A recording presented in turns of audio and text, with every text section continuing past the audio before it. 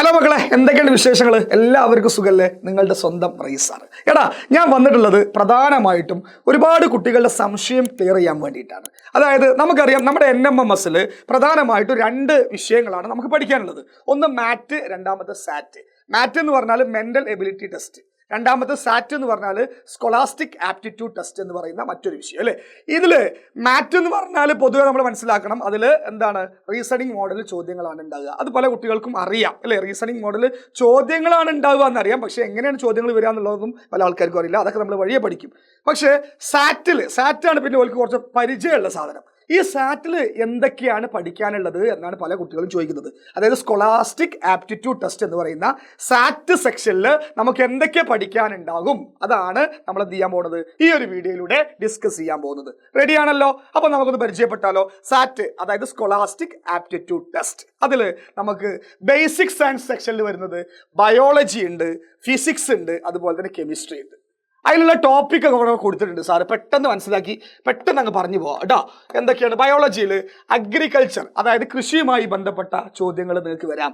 അതേപോലെ communicable disease, അതായത് പകർച്ചവ്യാധികളുമായി ബന്ധപ്പെട്ട ചോദ്യങ്ങൾ വരാം. അതേപോലെ എൻഡോക്രൈൻ ഗ്ലാൻഡ്, അതായത് നമുക്കറിയാം, ഒരു കാര്യം മനസ്സിലാക്കണം, ഈ NMMS എക്സാമിൻ്റെ പ്രത്യേകത എന്ന് പറഞ്ഞാൽ ഹയർ ലെവൽ ക്ലാസ്സുകളിൽ നിന്നുള്ള ചോദ്യങ്ങൾ നിങ്ങൾക്ക് പ്രതീക്ഷിക്കാം, ലോവർ ലെവൽ ക്ലാസ്സുകളിൽ നിന്നുള്ള ചോദ്യങ്ങൾ നിങ്ങൾക്ക് എന്ത് ചെയ്യാം, പ്രതീക്ഷിക്കണം. അങ്ങനെ ആകുമ്പോഴല്ലേ ആ 48,000 രൂപ നിങ്ങൾക്ക് കിട്ടുന്നതിനൊരു ഒരു എഫക്റ്റ് ഉണ്ടാവുള്ളൂ അല്ലേ. അപ്പം നിങ്ങൾ പഠിക്കണം, രണ്ട് സൈഡും നല്ല വൃത്തിക്ക് എന്ത് ചെയ്യണം, നിങ്ങൾ പഠിച്ചാലേ നിങ്ങൾക്ക് എന്ത് ചെയ്യുള്ളൂ, ആ ഒരു സ്കോളർഷിപ്പിന് അർഹനാകാൻ പറ്റുള്ളൂ അല്ലേ.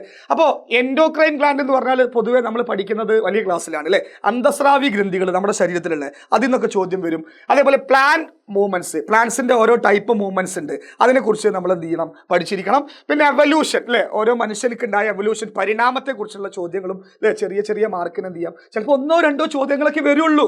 പക്ഷേ ആ ചോദ്യങ്ങൾ എഴുതണ്ടേ നമുക്ക്, അതറിയണമെങ്കിൽ ഈ വിഷയം നിങ്ങൾ എന്ത് ചെയ്യണം, മിനിമം അറിഞ്ഞിരിക്കണം. പിന്നെന്താ, ബയോഡൈവേഴ്സിറ്റി ആൻഡ് ഇറ്റ്സ് കൺസർവേഷൻ, അതായത് നമ്മുടെ ചുറ്റുപാടിലുള്ള ജൈവ വൈവിധ്യത്തെ എങ്ങനെ സംരക്ഷിക്കാം എന്നതിനെ കുറിച്ചുള്ള കാര്യങ്ങൾ നിങ്ങൾ ജസ്റ്റ് ഒന്ന് അറിഞ്ഞിരിക്കണം.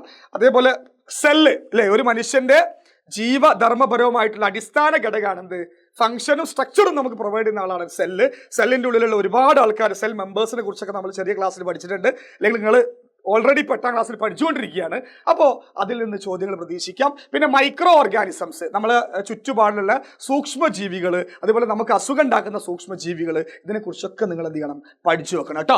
പിന്നെ ബോഡി സയൻസ്, നമ്മുടെ ശരീരവുമായി ബന്ധപ്പെട്ടുള്ള ശാസ്ത്രം നമ്മൾ പഠിച്ചു വെക്കണം. അതേപോലെ റീപ്രൊഡക്ഷൻ, പ്രത്യുൽപാദനവുമായി ബന്ധപ്പെട്ട ചോദ്യങ്ങളൊക്കെ നിങ്ങൾക്ക് എന്ത് ചെയ്യാം, ഇതിൽ വരാം. ഇങ്ങനത്തെ ഭാഗങ്ങൾ ഇതിൽ മാക്സിമം ഞാൻ ടോപ്പിക് ഉൾപ്പെടുത്തിയിട്ടുണ്ട്. ഈ ചോദ്യങ്ങളൊക്കെ എന്ത് ചെയ്യാം, ഈ ഒരു സെക്ഷനിലൊക്കെ നിങ്ങൾക്ക് ബയോളജിയിൽ നിന്ന് എന്ത് ചെയ്യുക, ചോദ്യങ്ങൾ എന്ത് ചെയ്യുക, സാറ്റിൽ ഉൾപ്പെടുത്താം.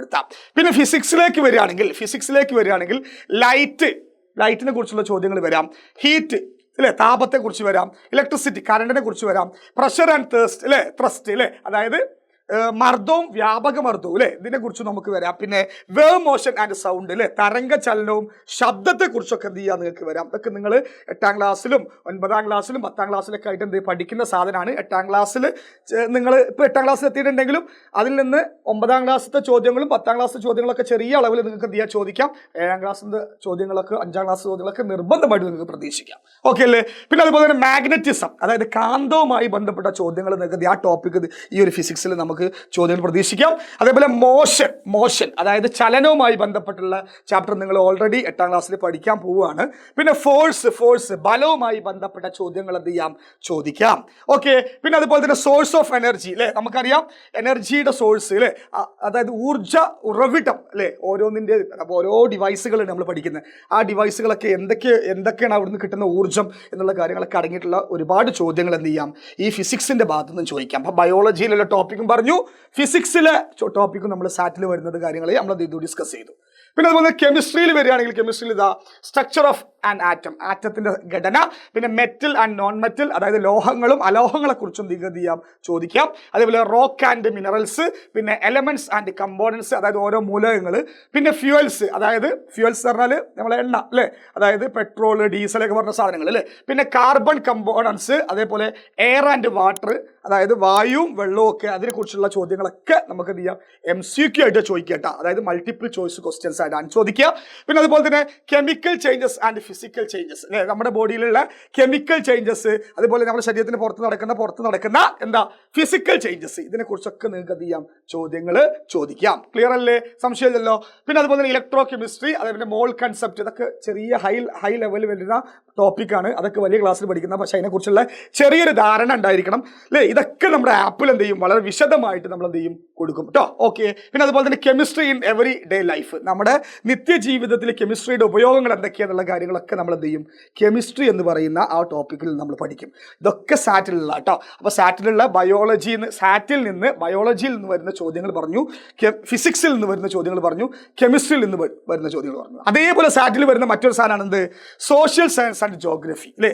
അപ്പോൾ ഇത് നമ്മൾ അറിഞ്ഞിരിക്കുക. സോഷ്യൽ സയൻസിൽ ഇപ്പോൾ വേൾഡ് ഹിസ്റ്ററി അല്ലേ, ലോകത്തിന്റെ ഹിസ്റ്ററി, അതേപോലെ ഇന്ത്യൻ ഹിസ്റ്ററി, അതിൽ നിന്ന് ചോദ്യം വരാം. അതേപോലെ കേരള ഹിസ്റ്ററി, ഇതൊക്കെ ഹിസ്റ്ററിയിൽ വരും. അതായത് സോഷ്യൽ സയൻസിൽ അല്ലേ നമ്മൾ ഉൾപ്പെടുത്താം. ജോഗ്രഫിന്ന്, അതായത് ഇന്ത്യയുടെ എന്താണ് ജോഗ്രഫി അല്ലേ, ഇന്ത്യയുടെ ആ ഒരു ജിയോഗ്രഫിക്കൽ സ്ട്രക്ചർ എങ്ങനെയാണെന്ന് നിങ്ങൾ എന്ത് ചെയ്യണം, അറിയണം. ഭൂപ്രകൃതി ഉണ്ടല്ലോ, അതൊക്കെ എങ്ങനെയാണെന്ന് അറിയണം. പിന്നെ നമ്മുടെ രാജ്യത്തിൻ്റെ അല്ലെങ്കിൽ നമ്മുടെ ലോകത്തിൻ്റെ അല്ലേ ഭൂപ്രകൃതി എങ്ങനെയാണെന്ന് അറിയണം. ഇതിനൊക്കെ ചോദ്യങ്ങൾ എന്ത് ചെയ്യാം, വരാം ജോഗ്രഫി ലെവലിൽ. ഇതും സാറ്റിൽ വരുന്ന ചോദ്യങ്ങളാണെന്നുള്ള കാര്യം നിങ്ങൾ മനസ്സിലാക്കുക. അതുപോലെ തന്നെ മാത്സ്, ഇതും സാറ്റിൽ വരുന്നതാണ്. മാത്തമാറ്റിക്സിൽ വരുന്ന ചോദ്യങ്ങൾ അല്ലേ നമുക്ക് പരിചയപ്പെടാം. ഏതൊക്കെയാണ് topic? 4 fundamental operations as like multiplication, addition, subtraction, division, ഇതുമായി ബന്ധപ്പെട്ട ചോദ്യങ്ങൾ നിങ്ങൾക്ക് പ്രതീക്ഷിക്കാം. പിന്നെ അതുപോലെ തന്നെ അല്ലേ, അതായത് കൂട്ടൽ, കുറക്കൽ, ഗുണിക്കൽ അവരുടെ സാധനങ്ങൾ. പിന്നെ അടുത്ത ചോദ്യം LCM HCF അല്ലേ, അതായത് ലോവസ്റ്റ് കോമൺ മൾട്ടിപ്പിൾ, അതേപോലെ ഹയസ്റ്റ് കോമൺ ഫാക്ടർ അല്ലേ, അതായത് ലസാഗു ഉസാഗ എന്നൊക്കെ പഠിച്ചിട്ടില്ലേ, ആ സാധനങ്ങളൊക്കെ എന്ത് ചെയ്യും വരും. പിന്നെ സ്ക്വയർ ആൻഡ് സ്ക്വയർ റൂട്ട്, പിന്നെ പെർസെൻറ്റേജ് ആൻഡ് ഇറ്റ്സ് അപ്ലിക്കേഷൻ, അതായത് ശതമാനക്കണക്കിൻ്റെ ഒക്കെ ഉണ്ടാവുമല്ലോ, ശതമാനം വെച്ചുള്ള കണക്കുകളൊക്കെ.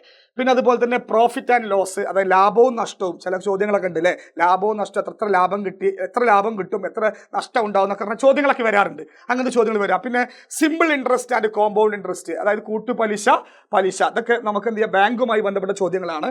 പിന്നെ ടൈം ആൻഡ് ഡിസ്റ്റൻസ്, ടൈമും ഡിസ്റ്റൻസുമായി ബന്ധപ്പെട്ട ചോദ്യങ്ങൾ നിങ്ങൾക്ക് എന്ത് ചെയ്യാം, മാത്സിൽ നിന്ന് ചോദിക്കാം.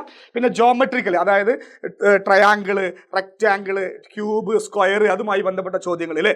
Yes, okay. അതായത് ത്രികോണം, അതേപോലെ എന്താണ് സമചതുരം, ദീർഘചതുരം അല്ലേ, അതേപോലെ അല്ലേ നമ്മുടെ അങ്ങനത്തെ ഒരുപാട് ചോദ്യങ്ങൾ, ജോമെട്രിക്കൽ ഷേപ്പ് ചോദ്യങ്ങൾ എന്ത് ചെയ്യാം, നിങ്ങൾക്ക് എന്ത് ചെയ്യാം, അതിൻ്റെ ഏരിയ, അതിൻ്റെ പരപ്പളവ് എന്നൊക്കെ പറഞ്ഞിട്ട് തന്നിട്ടല്ലോ. അങ്ങനത്തെ ചോദ്യങ്ങളൊക്കെ നിങ്ങൾക്ക് എന്ത് ചെയ്യാം, ഒരുപാട് ചോദ്യങ്ങൾ എന്ത് ചെയ്യാം, പ്രതീക്ഷിക്കാം. അത് നേരിട്ട് ചോദിക്കൂല, നമ്മൾ പെട്ടെന്ന് എന്ത് ചെയ്യുക, ക്യാച്ച് ചെയ്യാൻ പറ്റാത്ത രീതിയിൽ വളച്ചു തിരിച്ചു കഴിയാൻ ചോദിക്കുക. അപ്പം നമ്മൾ എന്ത് ചെയ്യാം, അത് ചെയ്ത് എന്ത് ചെയ്യണം, എക്സ്പേർട്ട് ആണ് ആവൂലേ. യെസ്. പിന്നെ അതുപോലെ തന്നെ decimal and fundamental operations. Decimal എന്ന് പറഞ്ഞാൽ ദശാംശ സംഖ്യകളുണ്ടല്ലോ, ദശാംശം വരുന്നത് 9.5, അതിൻ്റെ ഫണ്ടമെന്റൽ ഓപ്പറേഷൻസ്, അതെങ്ങനെ കൂട്ടുക, അതെങ്ങനെ കുറയ്ക്കുക, പിന്നെ അതിൽ നിന്ന് എന്താ ഫ്രാക്ഷൻസ് ഉണ്ടാവില്ല, ഭിന്നസംഖ്യകൾ എങ്ങനെ ക്രിയേറ്റ് ചെയ്യുക, അങ്ങനെ ഒരുപാട്. പിന്നെ കമ്പാരിസൺ ത്രൂ ദ പിക്ചേഴ്സ്, രണ്ട് പിക്ചറുകളൊക്കെ തന്നിട്ട് അതിൻ്റെ കമ്പാരിസൺ ചോദിക്കും, അത് മാത്സിൽ വരുന്ന സാധനമാണ്. പിന്നെ സിമ്പിൾ ഇക്വേഷൻസ്, പിന്നെ ഫ്രാക്ഷൻസ് അല്ലേ, അതേപോലെ ആവറേജ്, അതായത് ശരാശരി, അത് കാണുക. ടൈം ആൻഡ് വർക്ക് അല്ലേ, ടൈമും വർക്കും തമ്മിലുള്ള ഒരു ബന്ധം വെച്ചിട്ടുള്ള ചോദ്യങ്ങൾ. പിന്നെ അതുപോലെ തന്നെ ഇതൊക്കെ പറഞ്ഞു കേട്ടോ, അതൊക്കെ പറഞ്ഞു അല്ലേ.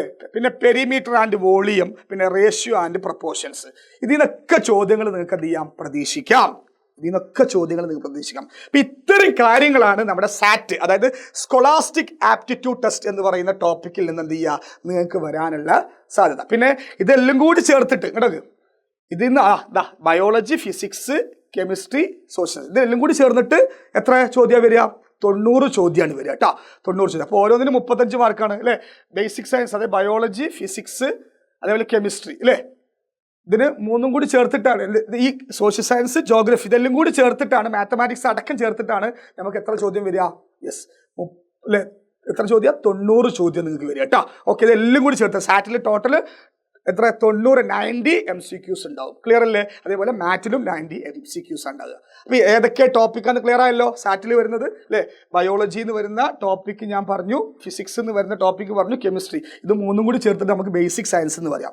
പിന്നെ അതുപോലെ തന്നെ സോഷ്യൽ സയൻസ് ആൻഡ് ജോഗ്രഫി വേറെ സെക്ഷനാണ്, അതിൽ നിന്ന് വരുന്നത് പറഞ്ഞു, മാത്തമാറ്റിക്സ് എന്ന് വരുന്ന ടോപ്പിക്കും പറഞ്ഞു. ക്ലിയർ അല്ലേ. ഉപകാരം ആയിക്കുണ്ടെങ്കിൽ നിങ്ങൾ എല്ലാവരും ലൈക്ക് അടിക്കണം കേട്ടോ. ലൈക്ക് അടിക്കാൻ മറക്കരുത്. നല്ല കമൻറ്റുകൾ വരട്ടെ. ഓക്കെ, കാണാം. ബൈ.